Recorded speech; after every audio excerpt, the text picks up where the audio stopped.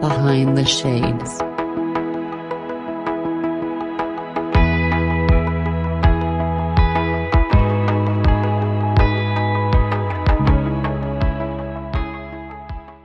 Hello, Ben. Hello, Yoel. How are you guys doing today? Fantastic. Doing great. Thanks for having us. Perfect. So this is a little bit different for me. I have two guests, but I'm should I say twice excited, three times as excited, but I'm definitely excited to have both of you here because we're going to talk about something that's very important to a lot of men. I know there's probably many men who feel that they don't have enough dialogue when it comes to this because they may feel that the courts are against them, society is against them, and a lot of their concerns go unheard. We're going to talk about divorce, how it impacts men, dads, fathers, and navigating the court system. So as we begin, why don't you both introduce yourself, beginning with Ben, and tell us a little bit about who you are and where my audience can find you guys. Sure. So I am a father of five.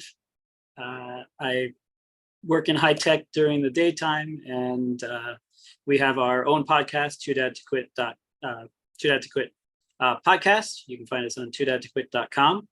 And I also write children's books. I have a YouTube channel.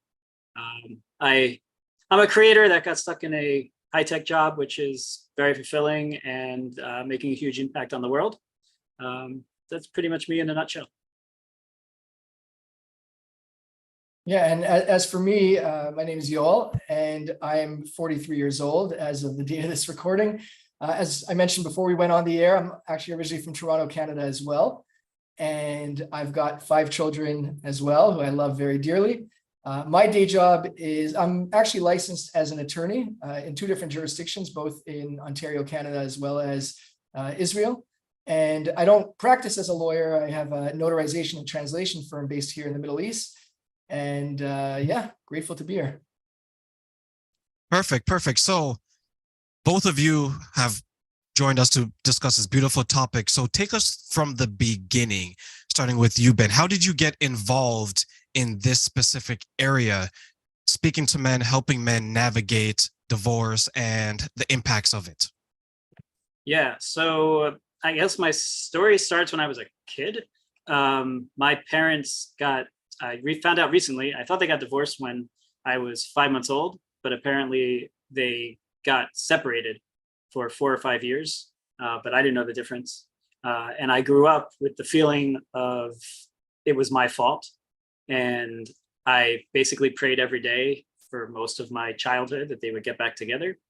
And then I found myself, 30 years later, married with 5 kids, married for over almost 14 years, and somehow facing divorce. And it was kind of like I did everything in my mind right for this not to happen because of the pain I went through.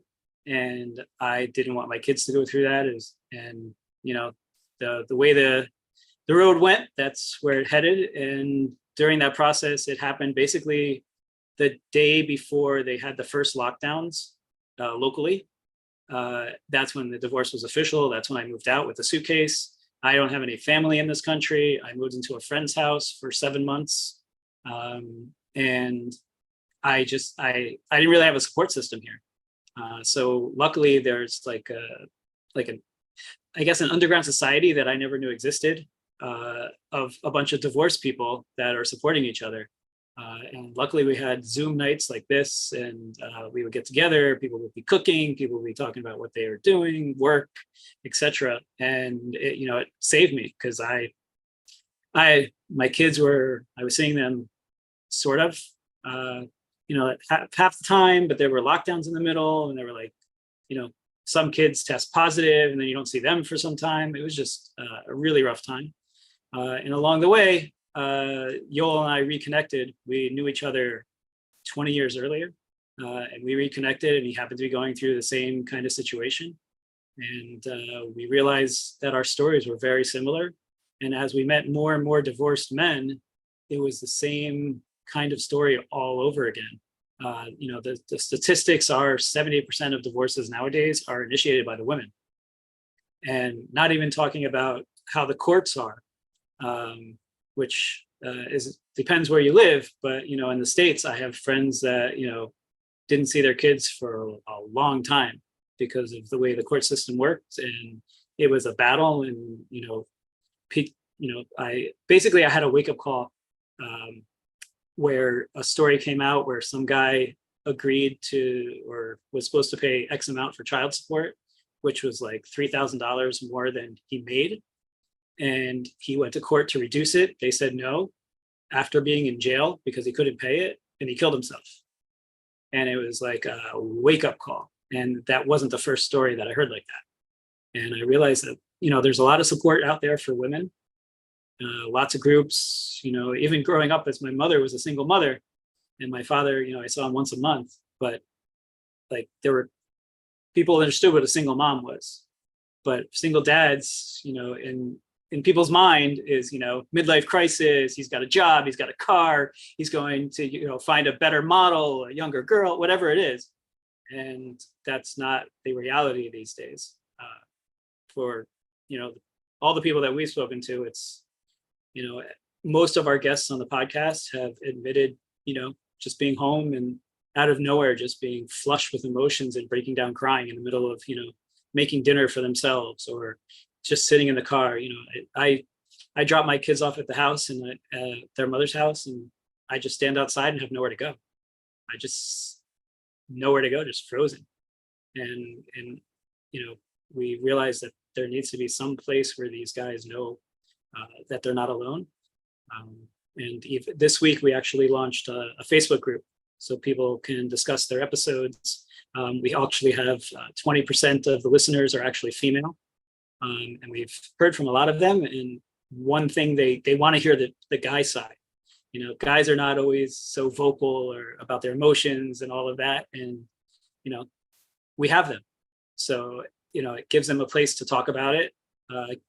Kind of, we want people, you know, on the podcast that have been through it, but are still functioning. Still, you know, when you're in it, it sucks. And, you know, you're in the valley, but we wanted to highlight people that have been able to make it out and keep going and function and even fight to be in their kids' lives. You know, one of our guests didn't see his kid for over a year, and now, thank God, he's seeing his kid again.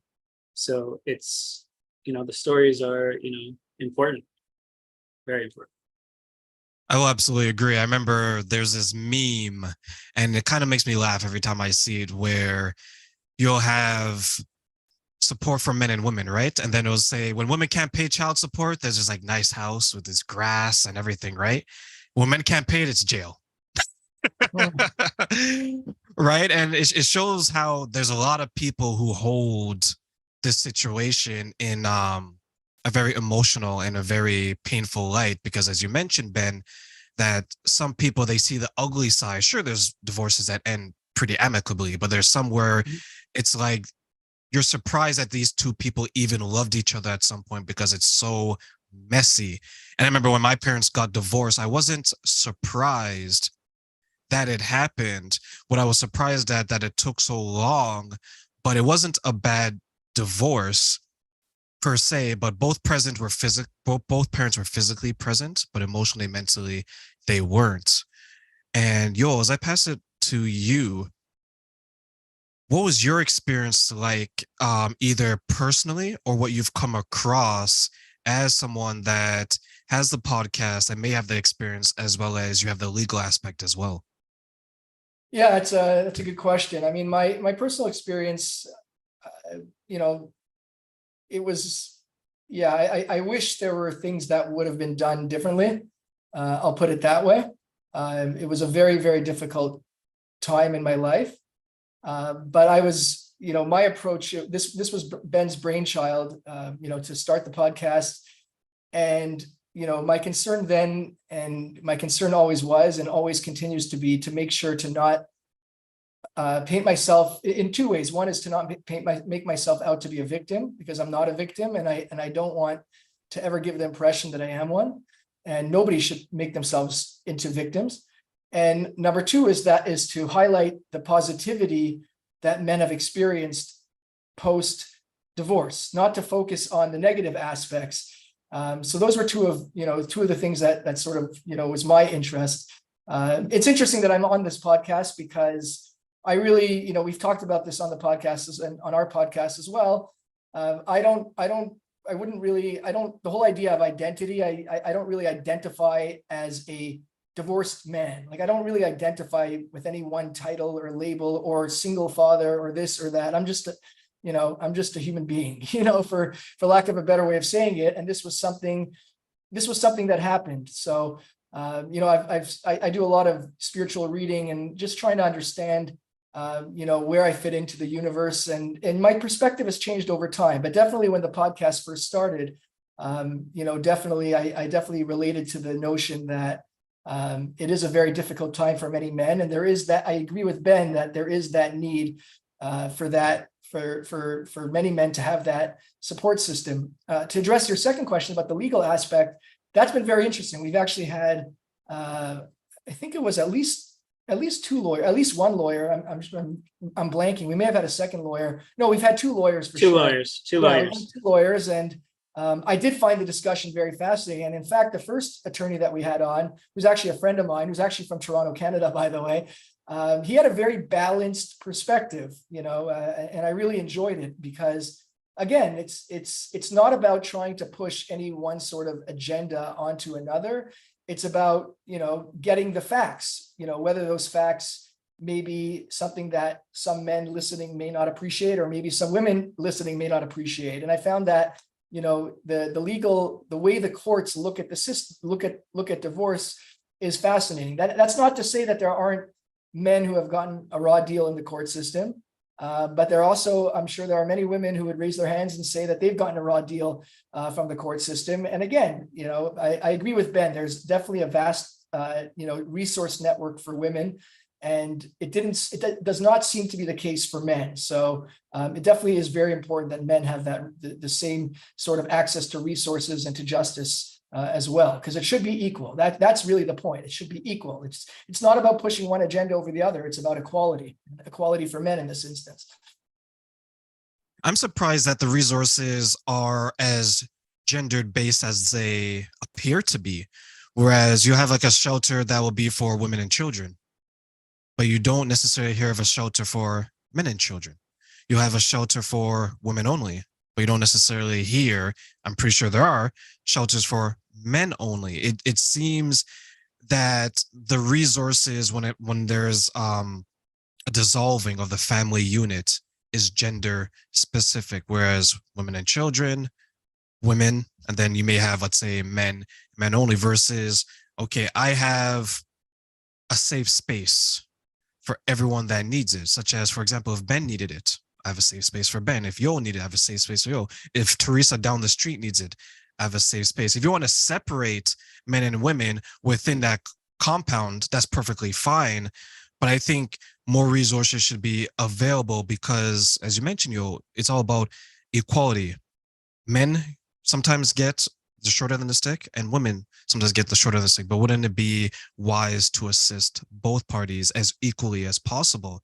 For both of you, when you're speaking to the men and when you are coming together with the men to speak it, do you find sometimes that the men are hesitant to share their experiences, maybe because of the way they may come across, or maybe there's judging? Like, what are some of the reasons that you feel are preventing men from being more communicative when it comes to what they're going through? Yeah, I'm going to jump on that. And I also want to address the previous point there, in terms of, having a shelter for men. I definitely agree with you.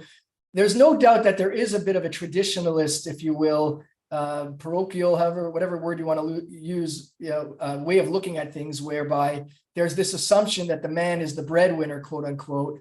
And therefore, because of that, he's got that ability to make money. And therefore, why should he need a shelter? Because he's the one who has the ability. But everyone knows the reality is not the case. And in fact, I would say, and I'm not a spokesperson or spokesman for women, but women by and large are asking for equality, and rightly so. And they want to be treated equally. And there's often these movements and all sorts of, women speaking out. But when it comes to this, there is this sort of idea that, oh, the man's a breadwinner, therefore he doesn't need that. But I agree with you, Taryn, and it's interesting. In my divorce case, I remember my lawyer telling me very clearly, and he said it to me a few times. He's like, "Yo, get it through your head. Men and women are equal, just like when you're factoring in all sorts of child support or whatever the case may be, when the courts are looking at both of you, they're looking at her as an ability to make money, just like they're looking at you. It's not just you anymore. Whereas in the past, it was more. So I think some jurisdictions, are a little more progressive. And I say progressive in the sense of looking at women equally as men than others, but there definitely are jurisdictions where they're not as progressed, and that has to do as well, as Ben was alluding to, with custody cases where there's this assumption that the woman should have the default right to children, and the men have to sort of fight for it. And a lot of jurisdictions are not like that anymore, and they do understand that the man is just as equally important as a father as a woman is as a mother. But it really depends on the jurisdiction, in which the divorce happens, which is unfortunate. And just to address your second point, I'm talking for a while, but just to address your second question about men, I have definitely come across that. I mean, I've asked, Ben knows this, I've asked a number of men, to come onto the podcast, and it has been very challenging for me. I think that a lot of men, and I don't mean to stereotype everyone, but there definitely are a lot of men that are very hesitant to get into what they may perceive as an emotional discussion, specifically in a public forum. Now, that may have been the case if I was trying to contact women. Maybe 3 in every 10 women would also be just as hesitant. But my experiences with contacting men, and I think there is that hesitation to discuss those sort of things. There's sort of, I think a lot of men have this idea that a real man has to be macho and can't show their, how they feel about things. They don't want to talk about it. But it may not necessarily be gender specific. Some of it may just be people are hesitant or shy to talk about things in public, Yeah, and as far as shelters and organizations, so I know there is a place in the UK called Dad's House, which I hope to have on the podcast. But they're not just for men, but it is called Dad's House, and they have music, guitar, food, but they do support and legal help. But it's for all genders. But it's still called Dad's House, and I believe it was started by a father. So they do exist, and I'm hoping they'll start popping up more. And as far as the emotions, I don't know, we've gotten better over time trying to get people to open up. The harder part is getting them to agree. Some of them are worried that they're going to say something that they shouldn't say. I have a good friend, and he said, "I love the podcast. You guys are doing great. Keep going. I love it. But when I open my mouth, I get in trouble." So there's some people like that are worried about that. But I guess the format of the podcast is to kind of warm up to giving a background about them. We're not trying to focus on the divorce. We're not trying to focus on the fighting, however that is. It's more about the person and what they've gone through in life, how they got through the divorce period, how they were able to keep the strength to keep going, what they've done since. And every episode, we always ask for a too dad to quit moment. So a time when they were most proud as a father. And you'll see, like, even the person who's like, we can't crack, as soon as you ask that question, they like stop and their face just lights up. And after that moment, you see them open up more. But there's all types, and I think as it becomes more normalized, it'll be easier. One other thing, we were on another podcast recently with a woman who never had men on her show, and in the middle of listening to Yoel and I telling our stories, she just stopped and she's like, I'm like sitting here and with a whole lot of emotion, and I don't even know how to express it. But it turned out, basically, in her circles and in the media and society today, it's like men are not allowed to have emotions to her. And just seeing that we had emotions was like an awakening moment where, I saw like a YouTube short recently where women need to create the safe environment for men to open up. So even the toughest men, like, I always find it funny, like, you got the biker guy or the Rock who has a kid And then he's sitting there and he's putting on makeup and wearing dresses and tutus with his little kids, right? And it's like the toughest guy you've ever seen in your entire life. But once he has kids, that's when that, you know, that little kid or that emotional guy comes out.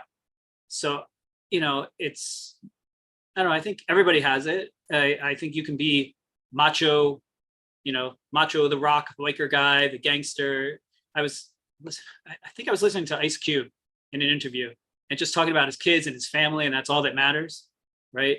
So like these are the guys you like expect to be like the toughest guy, like, yeah, whatever, kid, go away, get him, yeah. But like it's their life, right? So I think it's all there, and you can be both. It's not, you know, I don't believe in those stereotypes. We don't live in a society where, you know, the guy goes out to kill everything and the mother's home with the children and they never see them. They just come home to drop the food off. So we don't live in that society anymore. And, you know, I think it's much more open than people think.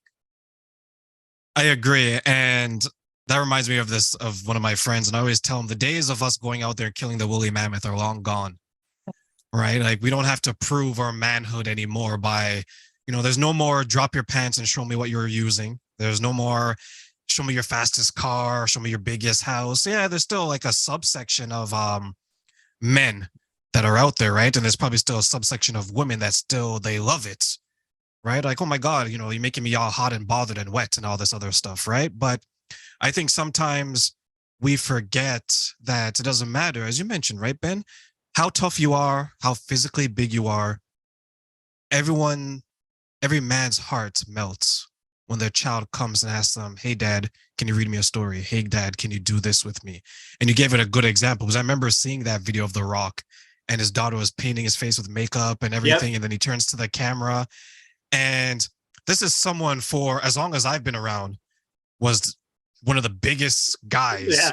Right? It's like if you were to see, I don't know how old you guys are, but if you were to see like Mike Tyson, yep. Right? There's a time where he was the scariest person on the planet.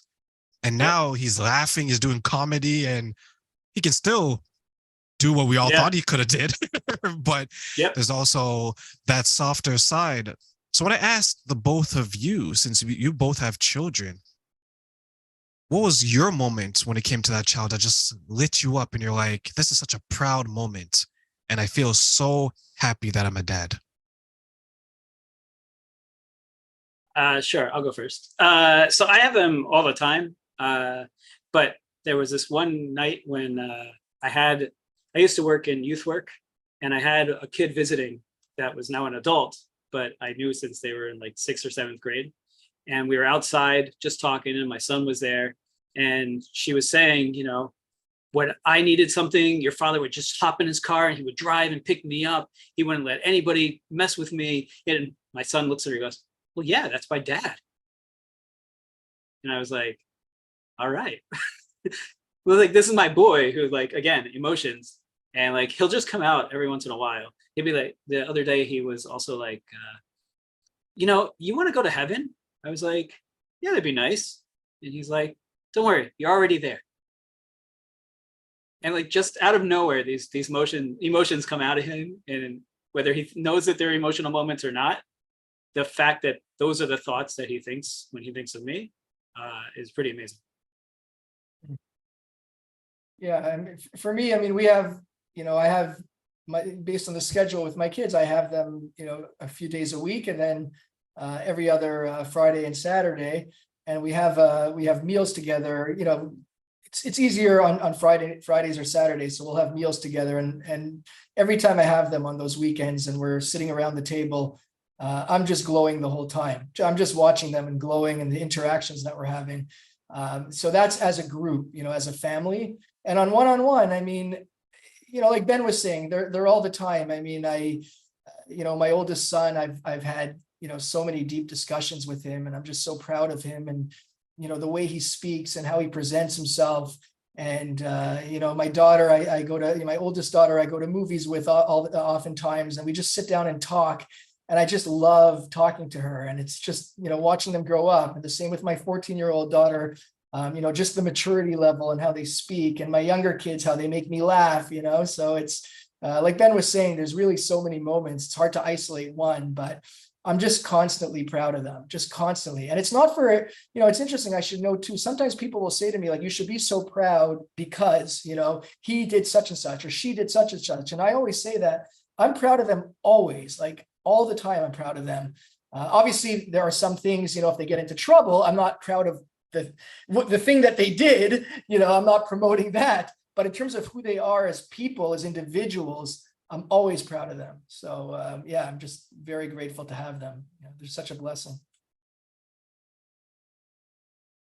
So you both have such a fantastic story. I wanted to share this with both of you, saying that I am very happy and inspired by what you do, because you're giving a platform to men who, as we were discussing, in some cases don't always have an avenue to share their voice, as well as you're talking to men about some of the challenges that they may face. For the both of you, on your podcast, on your show, what are some of the commonalities that are discussed when it comes to topics into helping men achieve their prouder moments, feel good, and know that, hey, this is a safe space for every man if they want it to be? Wow. That's a great question. Ben, you want to do it, or should I? Go ahead. Go for it. No, I'm not saying I have an answer. That's an amazing question. First of all, I think the fact that Ben and I have experienced that, I think that in and of itself provides that sort of safe space, because they understand they're not kind of speaking to like ivory tower academics that are interviewing them, but they themselves haven't been there. So Ben and I have both been there. So that's something I think that really, makes people feel comfortable. And I think a lot of men, I wouldn't even say it's anything necessarily that we're doing. It's just that once you have that platform, they're just kind of like, I said before that some men don't want to get onto the show and they don't want to express those feelings. On the opposite side of the spectrum, the guys that do are just kind of chomping at the bit, because this is their opportunity to share those experiences. And, a lot of times they'll say something and, all Ben and I will have to say is, one sort of acknowledgement, or maybe one of us will tell an anecdote and they'll relate to it, and that just jogs it further and further.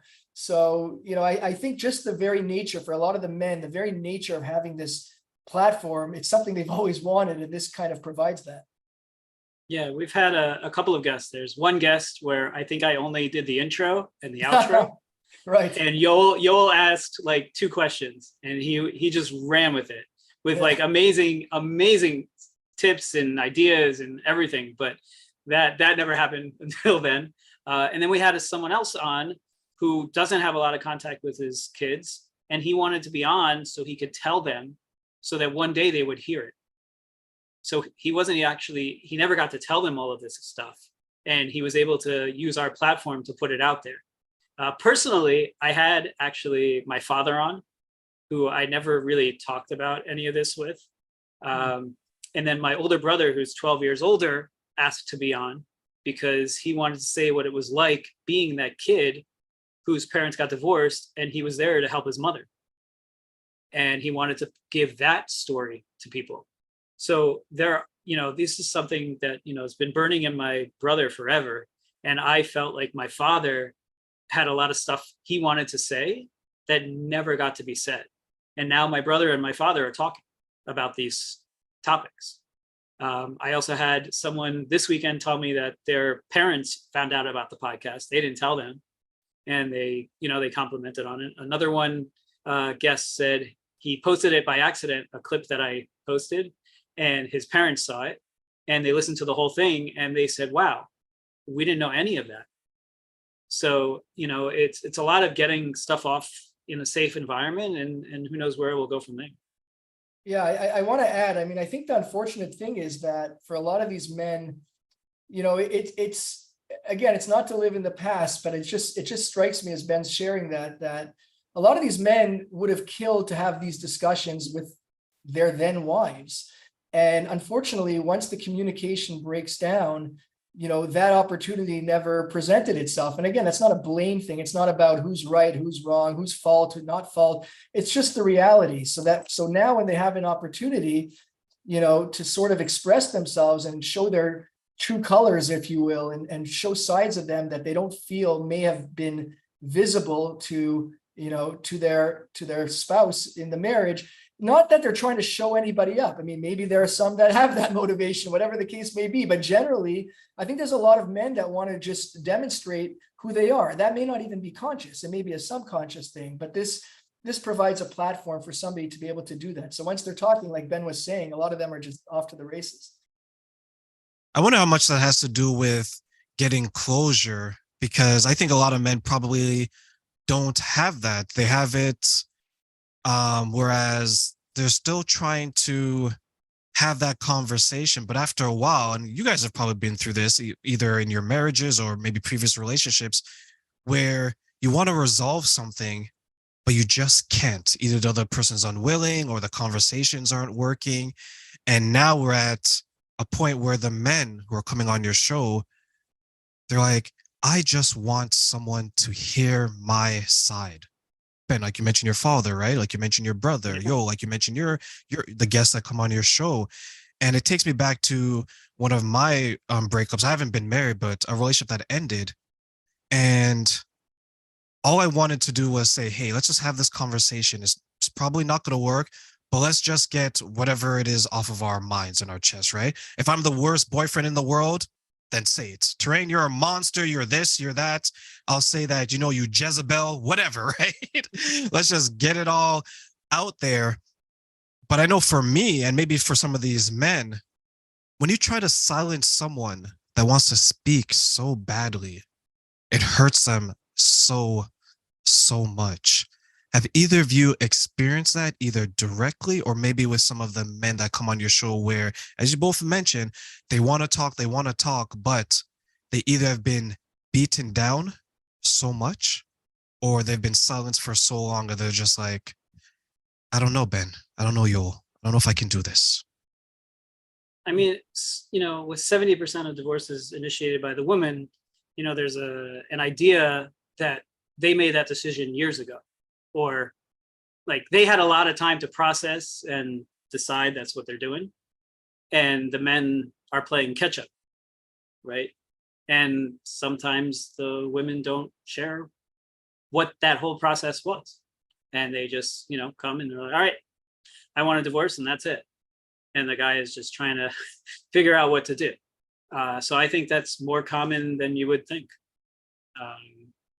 Yeah, I think that plays a big role into it. Yeah, I mean, it's a great question. Definitely, again, thankfully with a lot of, not to toot my own horn, but with a lot of self-work and therapy and, spiritual reading, meditating, my perspective has kind of evolved, but certainly, there were a lot of discussions I wished we could have had, my ex-wife and I could have had, and it didn't happen. It wasn't happening. And, and therefore, because of that, I think I could relate to maybe those men that feel the same way. And I can't imagine I'm the only one who feels that way. But the point obviously is not to sort of, is not to dwell on that. And it's obviously very important to try and let go of those sort of feelings, whether it's a resentment or an anger. And nobody's saying it's easy and nobody's saying it's an overnight thing. But certainly, that's a great question you're asking. I'm sure that's played a part in a lot of the men's stories for sure.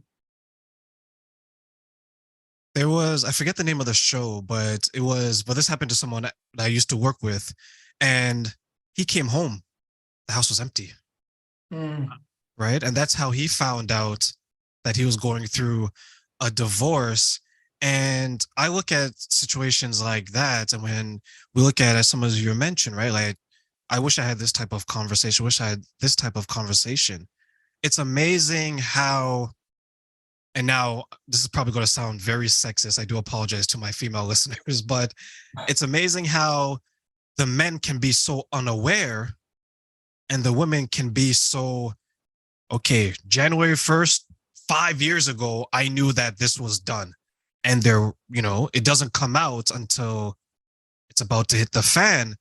And I don't think that's necessarily gender. I think that's more of like maybe a personality thing where some people they know when they've checked out, but they're just planning their escape in a way, right?